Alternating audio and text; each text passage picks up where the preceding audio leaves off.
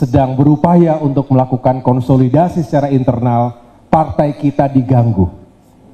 Mau direbut, diambil secara paksa. Masih ingat?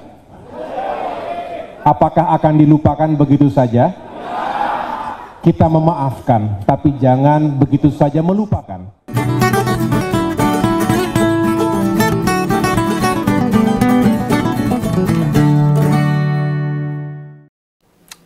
Oke, ketemu lagi dengan Om Begawan. Pada episode ini, Om Begawan mengucapkan selamat atas terpilihnya Mas AHY sebagai Ketua Umum Demokrat yang baru. Terpilih lagi. Nah, Mas Menko Infrastruktur dan Pembangunan Kewilayahan ini menjabat Ketua Umum yang kedua kali. Nah, ini bukan ini yang mau tak kupas. Melainkan tentang pernyataannya soal sejarah masa lalu kudeta di Partai Demokrat yang dilakukan oleh Pak Muldoko waktu itu. Pengambil alian partai yang mau direbut dalam jangka 3 hari. Suami Mbak Anissa Pohan cerita tentang upaya kudeta itu terus diulang-ulang. Mungkin semua masyarakat paham itu. Dan sebagai politisi memang mesti begitu, berani tarung, gak ingah-ingih, bleketak, blekedu, gojak-gajek. Nah, ini bisa jadi pernyataan soal upaya kudeta, terinspirasi dengan perlawanan Mbak Mega atas politisasi Sekjen PDIP. Lawang Bu Mega wae lho, wani meminta para kepala daerah terpilih menunda keikutsertaan di retreat. Mosok Bung Mayor gak berani ngungkit peristiwa kelam yang dialami dulu. Ya, secara subjektif Om Begawan menilai ada dendam membara, memori yang terus dipelihara untuk membangkitkan semangat dia, agar kader-kadernya Demokrat bermental baja. Dan ini sebuah sikap yang memang wajib dimiliki para politisi. Nah, nek para pegiat atau pejabat struktural partai gak berani tarung, ya wis mundur wae.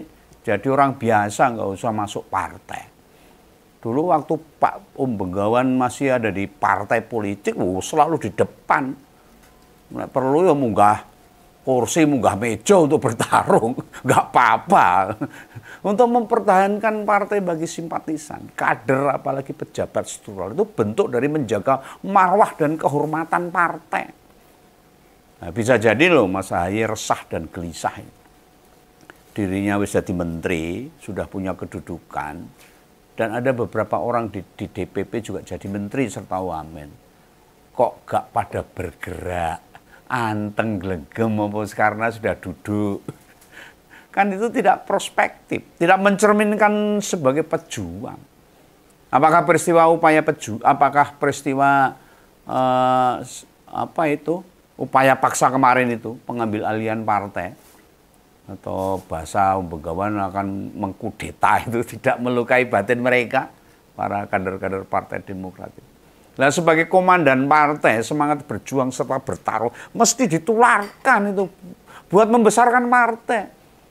Demokrat sempat terpuruk loh dari tahun 2009. Nah, sekarang ini kan sudah jarang petinggi partai selain ketua umum yang bicara atas berbagai isu. Karena pada punya jabatan menteri, ya, kenyataan itu makin meminimalisir pertarungan politik. Lah cilokone itu. Andi ada peristiwa politik selalu dianggapnya mengganggu stabilitas negara. Ini yang payah, negara demokrasi semakin terluka. Kan yang diucapkan Mas AHY ini soal internal partai. Sejarah kelam yang menyakitkan waktu itu. Namun harus diingat semua kader di bawah. Diintervensi kekuasaan waktu itu. Menguras habis energi partai buat mempertahankan. Dan yang berupaya menghancurkan Demokrat itu gelendam, gelendam, tidak punya salah. Malah ngangkrik-angkrik. Dan sewaktu kudeta digagalkan, masa mau dilupakan begitu saja oleh AHY dan semua kader Demokrat. Tapi ini Om Begawan nilai, yang disampaikan sama Mas AHY itu pembelajaran penting bagi kader dan simpatisan Demokrat. Dan mereka tidak boleh melupakan peristiwa itu begitu saja. Wah, terus wis ben yang penting ketua aku jadi menteri. Jangan begitu. Ini bukan pejuang partai. Kan idealnya yang jadi wakil rakyat, baik di pusat, daerah, turut bersuara keras mengenai sejarah mereka. Bila perlu meminta Pak Muldoko yang saat itu kayaknya sudah nggak menjabat apa-apa, buat menjelaskan kenapa dulu mau merebut atau mengkudeta Partai Demokrat. Suruhan siapa? Jelaskan itu. Siapa sebenarnya yang berada di balik kudeta itu? Kan bisa wae kader sama simpatisan pada demo meminta DPP memperkarakan upaya KLB Demokrat yang menunjuk Pak Muldoko jadi ketua umum waktu itu. Lah di Demokrat, usai pembentukan kabinet pemerintahan yang baru, relatif yang bersuara ya hanya Mas Ahaye tok.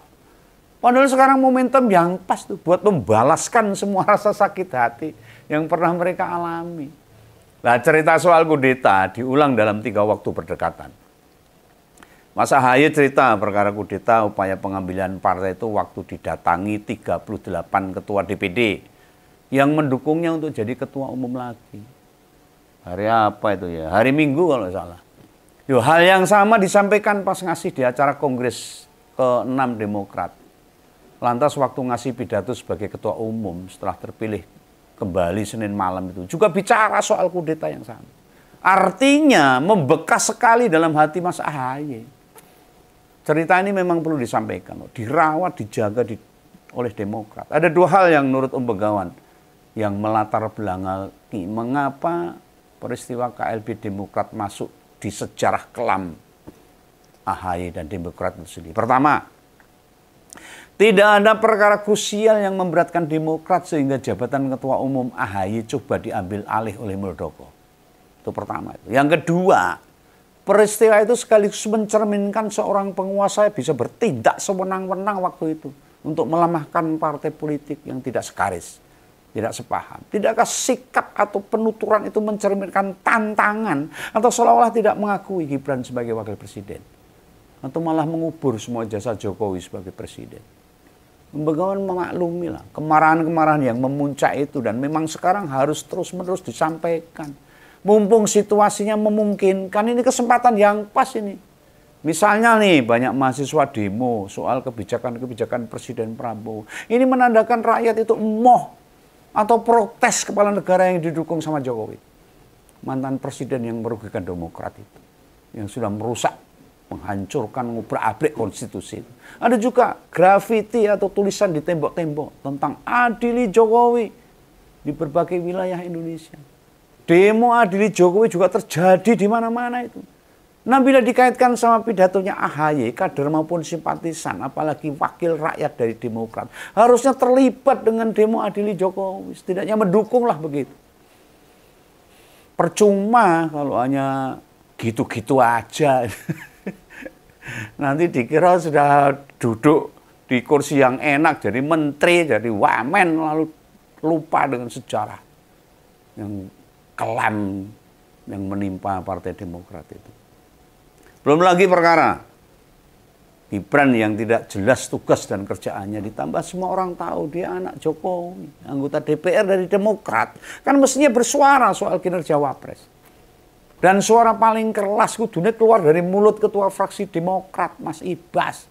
Lah ning anake Mas Ibas ya kemana ini? Suwe banget ndak muncul itu.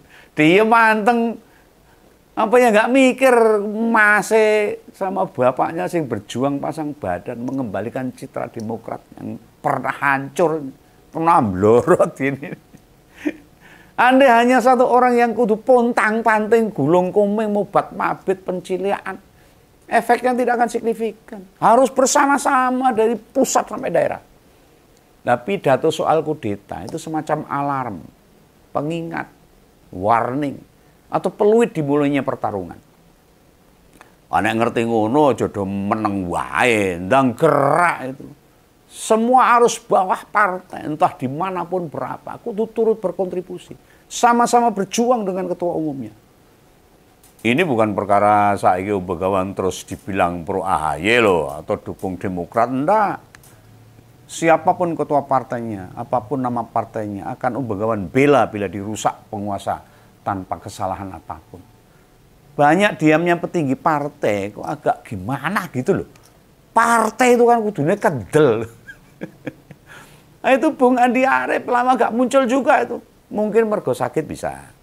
Karena habis operasi dia. Kan masih ada wakil rakyat yang lain. Bukan cuma Ibas toh. Mana tuh Pak Beni Harman, ada Bung Herman Hairon, Bung Hinca Panjaitan dan lain sebagainya. Demokrat itu berdidak-idak loh, disia-siakan. Masa sekarang sudah masuk koalisi pendukung pemerintah, mau diem aja. Ini juga ada keuntungannya, ada sedang mengalami ujian juga ini. PDIP sedang banyak mengkritisi Jokowi. Kalian bisa masuk ke sana. Dulu awal-awal menjadi ketua umum, Mas AHY memang lebih defensif. Soalnya kan belum berpengalaman. Lah sekarang sudah terlihat tuh. Dia bisa memanfaatkan momentum, sudah mengomando bareng-bareng nyerang pihak-pihak yang dulu ngawut-awut Demokrat. Kader sama simpatisan bahu-membahu harusnya menyambut dan memviralkan apa yang disampaikan ketua umumnya. Potong atau unggah pernyataan Mas AHY, posting di berbagai medsos Demokrat serta medsos pribadi. Ciptakan suasana dan situasi kalau sekarang saatnya Demokrat melawan untuk menjadi partai yang besar. Lu jajaran pengurus partai di segala tingkatan nggak bisa hanya mengandalkan ketua umumnya. Bertarung sendirian, kesel. Capek, bong-bong. Lah kader dan bawahannya nggak menyambut apa yang dikatakan di berbagai kesempatan itu. Wah rugi. Loh pas ada upaya KLB dulu yang kemudian memandatkan Pak Muldoko jadi ketua umum. Memang penyebabnya apa? Masalahnya apa? Apa kejadian masalahnya? Atau tindakan Demokrat yang bikin partai Pak BY diacak-acak oleh penguasa. Dan penguasa dulu siapa? Masyarakat paham. Pasti ada yang mikir, nek gak ada apa-apa, kenapa diacak-acak? Kenapa mau dikudeta, mau direbut? Nah, mbok kira Begawan gak mikir ke sana. Ya tak pikir loh gitu itu. Lah upaya ngacak-acak itu mau nganggo latihan, warming up mempelajari gimana sih ngobok-obok partai kan ya mungkin itu. Lo kan setelah itu Golkar juga diaut-aut tuh. Gak ketahuan toh siapa pelakunya itu siapa tuh. Pak Erlangga sebagai ketua umum saja mundur tanpa alasan. Gimana gak hebat tuh penguasa waktu itu. Kok sehalus itu. Dan latihannya di Demokrat. Makanya peristiwa di Golkar tuh mulus senyap. Gak ada yang merasa tiba-tiba bruk. Bro. Untung Demokrat itu lambangnya lambang Persi itu. Kuat itu, ringin ya bro, tegur sekali, pakai gergaji. Nah peristiwa MK mengubah aturan hingga Gibran bisa ngedaftar jadi wapres. Kan juga ada demo gede tuh, partai diam semua, alus sepi. Diulangi lagi pas MA memutuskan syarat usia calon kepada, ya mulus tenang semua. Ketoknya kaya setuju. Langgrun jale pas di DPR mau membahas perkara revisi undang-undang pilkada, nembe gegeran. Dan MK akhirnya mengeluarkan putusan yang secara otomatis menganulir putusan MA tentang usia kepala daerah. Ini masyarakat, para pemuja, para penjilat, mereka nggak mikir kayak gini nih. Mikirnya pokoknya penguasa top. Nggak mikir bahwa negara ini sudah dirusak, Demokrat itu sudah diacak-acak. Mereka mikirnya cuma mulut dan perutnya sendiri. Nggak mikir secara global untuk negara ini. Nah di titik-titik itulah penguasa lama berlatih. Demokrat ini partai yang beneran jadi modal memahami manuver politik. Kita kan tahu.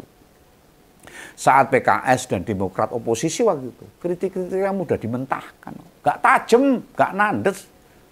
Rakyat waktu itu banyak yang dukung Jokowi. Beda sama sekarang.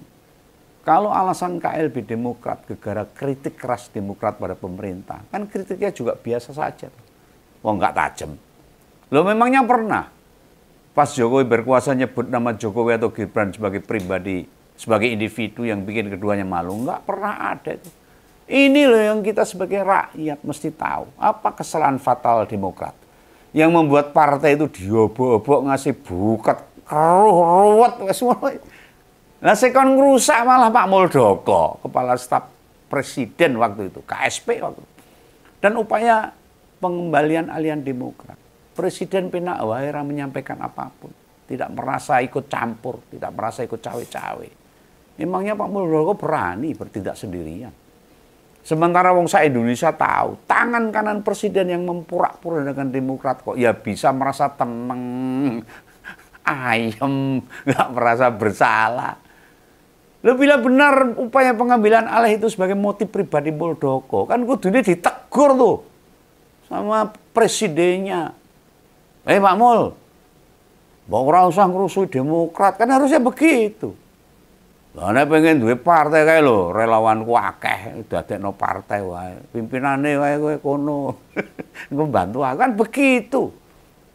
Loh, dan dari pengalaman dirusui itu, Mas Ahaye pasti gawe perhitungan. Mbuh piye carane? Di tahun 2029, Gibran sumingkir jadi cawapres. Apa neh menang jadi presiden, itu prediksiku. Sehingga sejak dini, sudah ket awal, mesti diupayakan melemahkan kekuatan-kekuatannya. Begawan sendiri nggak paham.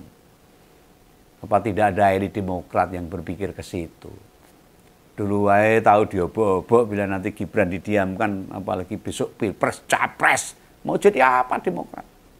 Lah kekuatan Partai Mercy ini, usai Pak B.Y. Purna, saya mblendek loh. Dari 2009, 2014, 2024, 2019, makin kecil. Jumlah wakil rakyat jadi DPR saya mengkeret sudah. Jika tidak ada manuver pergerakan yang cerdas, nasib P3 bisa terjadi di Demokrat. Begawan sih paham, kalian yang kebetulan petinggi Demokrat, yang sekarang jadi menteri, wamen, anggota DPR, bupati, wali kota atau gubernur, termasuk wakilnya dan yang di DPR, ini kesempatan balik nih modal supaya Demokrat semakin besar lagi. Ini kan ya rumah besar kalian mesti dirawat dan diopeni. Jangan biarkan ketua umum bertarung sendirian. Secara subjektif Begawan heran ini, kok kemampuan dan pengetahuan politisi Demokrat nggak sama kayak partai lainnya. Di partai lain itu kan tidak hanya ketua umumnya saja yang bicara dan ngritisi situasi politik. Wes, dang, mereka cancot tali wondo, turun ke medan pertempuran. Pertarungan ini demi kalian, bukan untuk Begawan. Aku bukan pemilih Demokrat dan bukan orang partai. Dang cak-cek. Jangan menyesal kalau 5 tahun mendatang nasib Demokrat makin termuruk. Maka jangan jadikan ketua umum Mas Ahaye untuk berjuang sendirian. Kader simpatisan Demokrat dari pusat dan daerah harus bersama berjuang bersama ketua umumnya. Supaya Demokrat bertambah besar untuk memperjuangkan rakyat Indonesia ini. Itu ya.